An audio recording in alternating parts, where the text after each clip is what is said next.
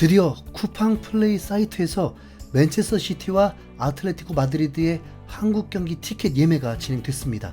작년 토트넘이 왔을 때를 기준으로는 평균 17분 30초 만에 모두 매진되면서 엄청난 경쟁률을 자랑했는데요. 이번 맨시티 대 아틀레티코의 경기는 솔직히 챔스 결승전이라고 해도 될 만큼 세계적인 빅매치라고 봐야죠. 어제 있었던 K리그 대 아틀레티코는 아무래도 손흥민이 없기 때문인지 매진까지는 28분이 걸리면서 그래도 토트넘이 왔을 때보다는 경쟁이 덜할 수도 있었을 것 같았는데, 이번 맨시티 대 아틀레티코 예매는 전혀 상상을 초월하는 일이 벌어졌습니다. 티켓을 예매하는 사이트에 너무 많은 이용자들이 동시에 몰리면서 아예 서버가 마비돼 버린 겁니다. 심지어 작년 토트넘 방한 후에 수배 이상의 서버를 증설했다고 하는데, 그래도 견디지 못하고 문제가 생겼으니까 그때보다 몇 배 많은 사람들이 티켓을 사려고 접속했다는 뜻입니다. 맨시티는 이미 지난 4월에 방한 일정을 미리 발표했었죠. 그런데 그 사이에 유럽 3관왕을 차지하면서 명성이 더 높아져 버렸습니다. 구단 경제 가치에서는 여전히 맨유에게 밀리지만 그래도 그 인기는 쭉쭉 뻗어 올라가고 있습니다. 그래서 이런 일이 벌어졌나 봅니다. 심지어 올해 티켓 가격은 작년에 비해 다소 올랐습니다. 프리미엄석은 40만원에서 50만원이고 1등석은 24만원에서 32만원, 2등석은 12만원에서 18만원으로 작년 토트넘 대 세비야 때보다 20% 이상 가격이 올랐습니다. 작년에는 프리미엄석 30만원에서 40만원, 1등석 20만원에서 25만원, 2등석 11만원에서 17만원이고 쿠팡 와우 멤버는 10% 할인도 했는데, 이번에는 전혀 할인 정보가 없어서 체감상 거의 30% 정도 비싸진 느낌이에요. 네. 전 세계 최강팀이 한국에 오는 게 흔한 일은 아니긴 합니다만 솔직히 가격이 좀 부담은 됩니다. 어제 판매된 K리그 대 아틀레티코 티켓은 벌써 2배 가격인 100만원에 거래되고 있다고 하는데요. 안표 거래는 불법이니까 혹시라도 시도하지 마시길 바랍니다. 쿠팡에서도 안표 거래가 걸리면 아예 취소해버린다고 했거든요. 만약에 김민재가 맨시티로 이적하고 이강인이 아틀레티코로 이적했더라면 이것보다 더 큰 혼란이 일어났겠네요. 맨시티는 7월 23일부터 26일까지 일본에서 먼저 일정을 소화합니다. 23일에는 일본 제1리그 소속의 요코하마 마리노스와의 경기를 하고 26일에는 바이에른 뮌헨과 친선 경기를 치를 예정인데요. 김민재가 한국이 아니라 일본에서 경기를 할 수도 있는 상황입니다. 요코하마 마리노스는 현 토트넘 감독인 포스테코글루가 맡아서 우승시켰던 나름 손흥민과도 관련 있는 팀입니다. 맨시티가 운영하는 시티 풋볼 그룹의 산하 구단이라는 게 영향이 컸을 것입니다. 맨시티와 뮌헨은 작년 프리시즌에도 미국에서 친선 경기를 했는데 당시에는 맨시티가 1대0으로 이겼습니다. 그리고 올해 챔스 8강에서 만나서 또 맨시티가 뮌헨을 꺾고 4강에 올랐죠. 하지만 다가오는 재대결 때는 김민재가 뮌헨에 합류했을 거라서 결코 만만치 않은 대결이 될 겁니다. 맨시티는 뮌헨과의 경기 이후에 한국에 들어와서 아틀레티코와 프리시즌 마지막 경기를 할 예정입니다. 그리고 일주일 뒤에는 아스날과 커뮤니티 실드 우승을 놓고 싸우고요. 과연 한국에서 치러지는 맨시티 대 아틀레티코 경기에서 1군 선수들은 얼마나 출전할까요? 물론 100% 최고의 멤버가 나오면 더할 나위 없이 좋겠지만 아무래도 프리시즌 경기이다 보니 그 정도를 기대할 수는 없습니다.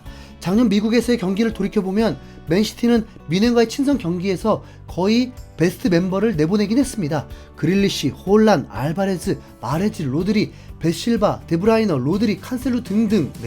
홀란이 맨시티에 합류한 이후에 처음으로 선발로 나왔던 경기가 작년 친선 경기였으니까요. 그런 만큼 이번 한국에서 펼쳐지는 아틀레티코와의 경기에서도 주축 선수들의 출전을 예상해 봅니다. 일단 확실히 볼 수 없는 선수는 바르셀로나로 이적한 귄도안과 방출 대상으로 보이는 라포르테, 칸셀루, 그리고 부상을 당한 데브라이너입니다. 특히 데브라이너는 챔스 결승 이후에 햄스트링 부상 사실을 밝히면서 프리미어리그 개막전까지도 결장할 가능성이 유력한 상황이죠. 그러나 불행 중 다행인 건 비록 경기에 출장은 하지 못하더라도 데브라이너가 맨시티 동료들과 함께 한국에는 올 가능성이 높다는 겁니다. 영국 매체인 데일리스타에서 현재 데브라이너는 다음 달 프리시즌에 제대로 된 재활을 시작하기 전까지 부상으로 휴식하라는 명령을 받았다. 그는 경기 출전보다는 회복에만 집중할 테지만 맨시티의 극동 투어에 맞춰 팀 동료들과 합류할 것으로 보인다라면서 데브라이너가 부상 중임에도 불구하고 맨시티의 프리시즌 투어에는 합류해서 시간을 보낼 거라고 전했습니다. 미드필더인 베실바도 사우디에서 강력하게 꼬시고 있다고 하는데 맨시티에서도 재계약을 요청한다면 잔류할 가능성이 높지 않을까요? 네. 이 외에는 추가적인 사건이 없다면 홀란, 필포든, 그릴리시, 로드리, 알바레즈, 스톤스, 디아스, 워커, 아칸지 등 대부분의 1군 선수들은 다 오겠죠. 네. 작년 미국 투어 때 멤버를 보면 포든과 스톤스, 귄두안이 불참했는데 정확한 이유를 공개하진 않았지만 미국 투어에 필요한 요건을 충족하지 못했다고 합니다. 귄두안의 경우는 코로나 백신 접종을 1차까지만 하고 이후 확진되어서 2차 접종을 생략했던 게 문제였다네요. 라포르테도 부상으로 인해 불참했고요.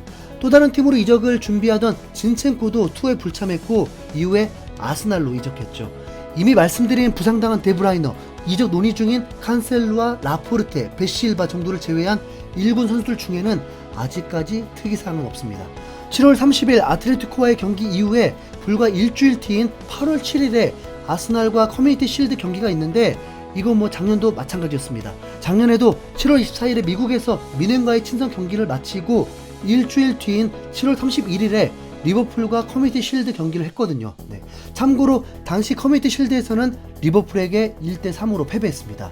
그러나 프리시즌 일정으로 인해서 선수들의 체력이 부족해서가 아니라 홀란이라는 스트라이커가 합류하면서 전술에 대대적인 변화가 생겼는데 아직 적응 중이었기 때문이라고 봐야죠.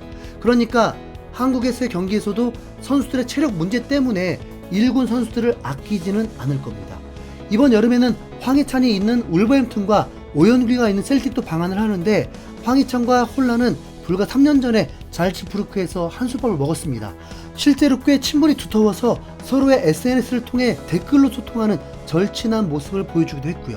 지난 5월에 발표된 일정에 따르면 울버햄튼도 7월 말에 한국에 와서 26일과 29일에 경기를 하는데 황희찬이 홀란과 시간을 맞춰 서울 구경을 할 수도 있겠는데요. 네. 아쉽게도 데브라이너는 부상인데다가 손흥민은 토트넘의 일정에 맞춰서 싱가포르에서 훈련 중일 거라서 이 둘의 만남은 불가능해졌습니다.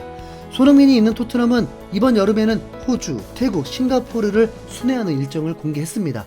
아무래도 포스테코글루 감독이 호주 사람이다 보니까 호주를 거쳐 아시아 쪽 마케팅을 하려는 것 같은데 영국의 더선에 따르면 올여름 가장 많이 비행하는 클럽이 다름 아닌 토트넘이라고 합니다.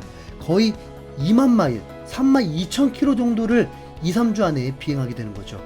작년에도 토트넘은 한국에서 콘테 지휘 아래 지옥 훈련을 했다가 괜히 체력만 낭비한 셈이 됐는데요. 이번에는 훈련장이 아니라 비행기에서 고된 일정을 보내느라 컨디션이 상하는 건 아닌지 우려됩니다.